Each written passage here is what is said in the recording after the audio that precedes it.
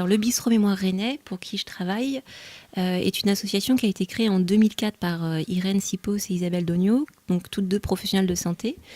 Et elles ont souhaité en fait créer un lieu alternatif, en tout cas autre chose de ce qui était proposé dans le domaine médico-social, donc les accueils de jour classiques, pour justement proposer aux personnes qui sont touchées par la maladie et leurs aidants d'avoir un lieu qui soit non stigmatisant, donc dans un bistrot, dans un café ou un salon de thé, un lieu où on pouvait venir justement échanger sur son vécu au quotidien en tant qu'aidant ou en tant que malade, et aussi un lieu de ressources en termes d'information, puisqu'il y a des intervenants qui peuvent intervenir, puisque c'est encadré par une psychologue, donc à Rennes, c'est Marie-Hélène Le Breton qui accompagne depuis plusieurs années déjà tous ces aidants qui viennent accompagner de leurs proches malades pour les orienter, les accompagner sur des thématiques comme la prévention routière, la dépression.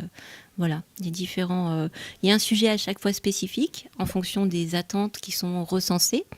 Et après, il y a vraiment un temps, ça dure toute une après-midi, de 14h à 17h. Il y a un temps de convivialité, on vient boire un coup, on vient se détendre, on vient rencontrer d'autres personnes et donc les sujets sont libres en fait. Il y a une professionnelle, donc Marie-Hélène Le Breton, qui est psychologue. On peut faire appel à des intervenants quand on a des demandes spécifiques.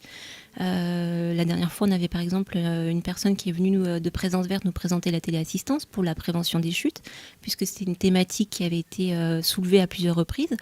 Donc à chaque fois, on essaye de recenser un petit peu les problématiques qui ressortent des échanges et ensuite de proposer une réponse qui va permettre aux personnes d'avoir un bénéfice en fait en plus de ce moment de convivialité. En fait, on est vraiment sur quelque chose qui est libre.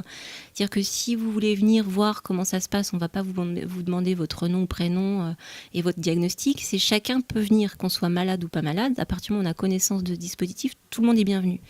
Si on veut venir qu'une heure et qu'on ne veut pas rester tout l'après-midi, voilà, on peut repartir aussi simplement qu'on est arrivé. C'est vraiment cette souplesse du cadre qui est tout le bénéfice en fait de ce dispositif.